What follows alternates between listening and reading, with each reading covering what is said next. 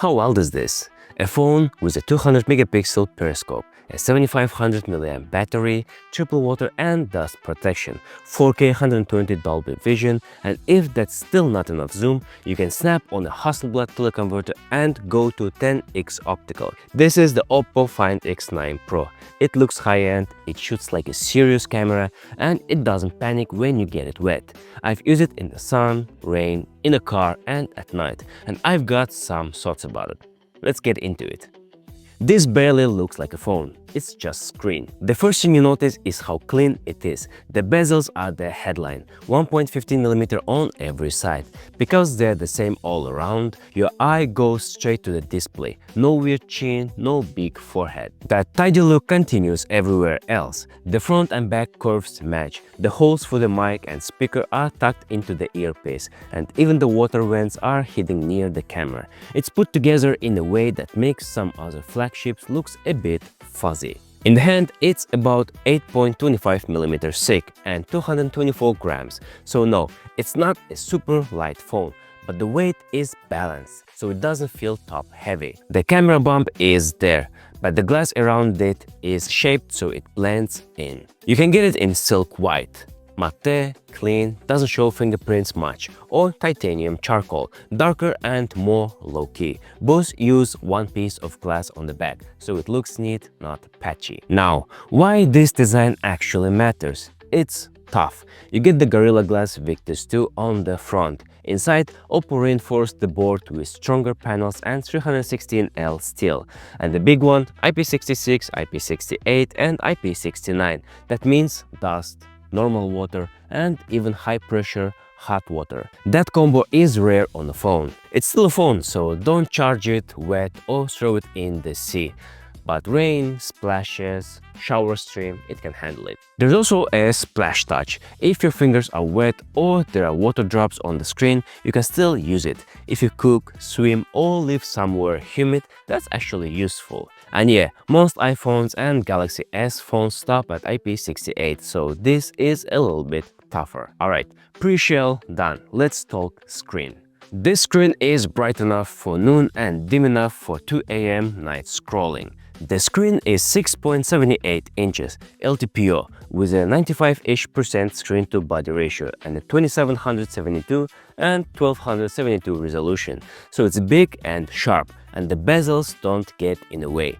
Because it's LTPO, it can slow down the refresh rate when you are just reading and speed up to 120 Hz when you're scrolling or gaming. That's how you get smooth without killing battery. The fun number is brightness. It can hit up to 3600 nits in certain conditions.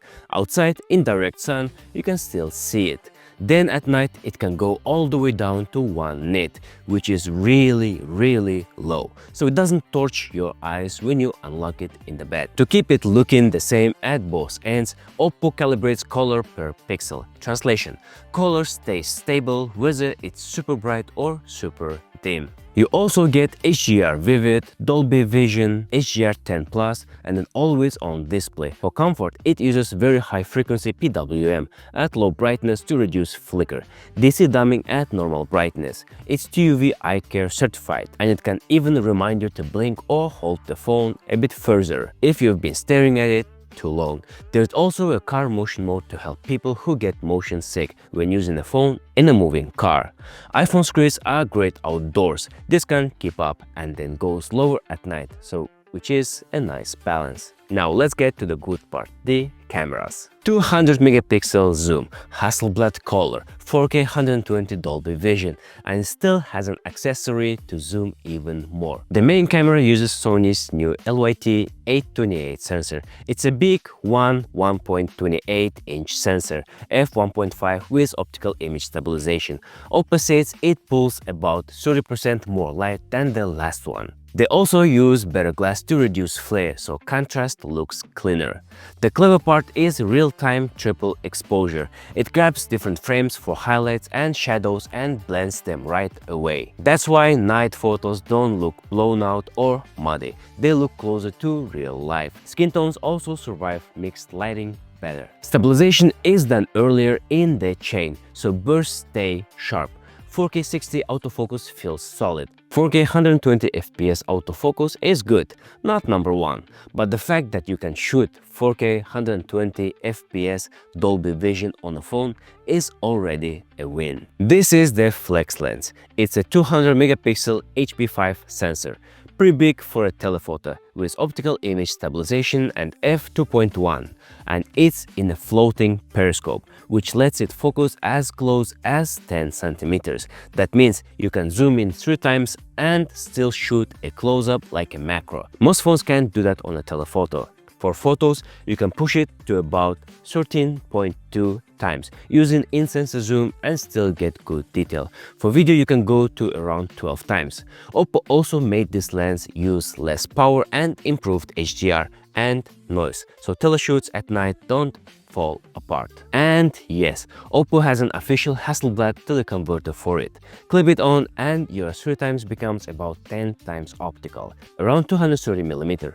Great for concerts, sports day, birds. If you really want to go crazy, there is a 120 times AI zoom. That's more for I need to see that thing far, far away, but it's there. The ultra-wide is 50 megapixel 120 degrees, and the coating was improved to avoid those ugly light streaks from city lights at night. Most phones set white balance for the whole frame. This one measures the scene in 48 zones and corrects each part separately. So warm lights stay warm, daylight stay daylight, and faces don't go green or orange.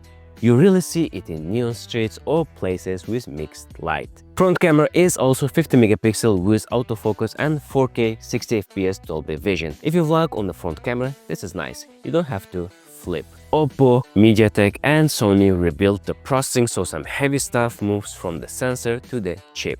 That cuts power and heat in the video. And because it processes things in parallel, the camera feels faster and can output full-res 50 megapixel photos from all 3 lenses more often. In low light, the phone checks how shaky your hands are and drops the bad frames, so you get more usable shots. The built-in portrait flash is bright, but shaped so it doesn't make faces look flat.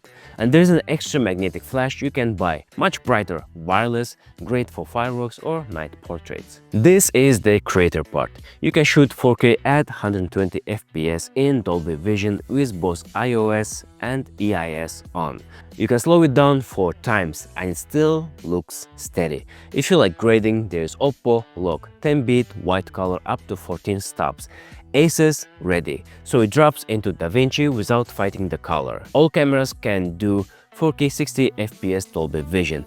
Audio has 4 mics and zoom-in sound. And there is a physical quick button on the side, so you can open the camera in about 0.4 seconds and shoot, which comes very handy. Camera is packed. Now let's see if the phone can run it. Big battery, cool chip, big cooling, built for long days, not just benchmarks. Inside is MediaTek's Dimensity 9500 on TSMC's 3nm process. It's a 1+3+4 setup with more L3 cache. MediaTek's numbers say better single core, better multi-core, faster GPU and lower power while doing it, so you get speed without as much heat. OPPO adds its Trinity engine on top. That just means the phone gives the chip what it needs and where it needs it. You can give more cache to the app you're using. It can run common tasks with fewer steps, and it uses AI to balance CPU, GPU and NPU, so you don't get quick spikes and then throttling. To keep it cool, there is a big vapor chamber. It's just 32,000 mm², bigger than last generation. It uses a finer mesh so the vapor moves easier, which means better heat spread without making the phone sicker. There's cooling around the camera too, and graphite under the screen. Then the star number, 7500 milliamps. But it's not just a big battery, it's a silicon carbon one that's meant to stay healthy longer. OPPO says around 60 months with about 80% capacity after 1500 full cycles. That's basically use it like normal for years. They even have a charging algorithm, yes, called Genshin Fruit, to baby the battery. Charging 80 watt wired around an hour and a bit. 50-watt wireless, still pretty quick. Reverse wireless for your earbuds. Unlock is a 3D ultrasonic fingerprint sensor that still works with a bit of moisture. And the haptics are bigger and lower pitched, so taps feel nicer. Compared to an iPhone 17 Pro or Galaxy S25 Ultra, performance is in the same zone, but the X9 Pro's battery plus cooling combo makes it better for long 4K shoots or heavy use days. Crowded concert, bad elevator, weak Wi-Fi at the office, this phone tries to fix that. OPPO made its own RF chip called NetworkBoost S1 to run what they call AiLinkBoost. It can tell how you're holding the phone and boost upload power if your hand is blocking antennas. The antennas are arranged around the phone, so low-frequency signal stays decent in places where signal usually gets bad. On top of that is SmartCom 2.1. The phone looks at what you're doing, sending a WhatsApp video, going live, watching reels, gaming, and switches to whatever connection will handle that better. On Wi-Fi, it can predict when you are roaming in the office and swap faster. Bluetooth adjusts bitrate so audio doesn't suffer through walls. The hotspot can even change channels to keep laptops or tablets fast. In weak signal, OPPO's tests say it uploads smoother than other flagships. And there's a fun extra, AI Beacon Link, also called offline talk. It's basically a Bluetooth walkie-talkie mode that can reach a couple of kilometers in open areas with encryption, and it doesn't need mobile signal. Nice for hikes or festivals. So who this smartphone is for? If you shoot, game, travel, or get rained on a lot, this phone makes sense. If you're a creator, 4K 120 FPS Dolby Vision, lock Hasselblad looks, telemacro, quad mix, and a camera shortcut button. That's a solid mobile kit. If you're a photo person, main camera does nights well. Tele is useful past 3 times, true color fixes mixed light, and you can add the extra flash for better portraits. If you are a power user or gamer, 3nm chip, OPPO's smarter scheduling, big vapor chamber so it stays smooth longer. If you're out and about, 7500 mAh works with wet hands, IP66, 68, 69, and better signal handling, so it doesn't fall apart in real life. This actually feels like a phone you can work with, not just show off. The Find X9 Pro puts a lot of good stuff in one place. Really clean design, very thin bezels, strong cameras with real zoom, and real video tools. A big battery that's meant to last years, cooling so it stays fast, better signal handling, and tough water protection. So if you're looking at the usual flagships and you care about battery life, video, color accuracy in weird lighting, and not being scared of rain, this one deserves to be on the list. Thank you for being part of the exploration journey of the OPPO Find X9 Pro. Until next time, stay groovy, stay curious, and never settle. See you on the next one.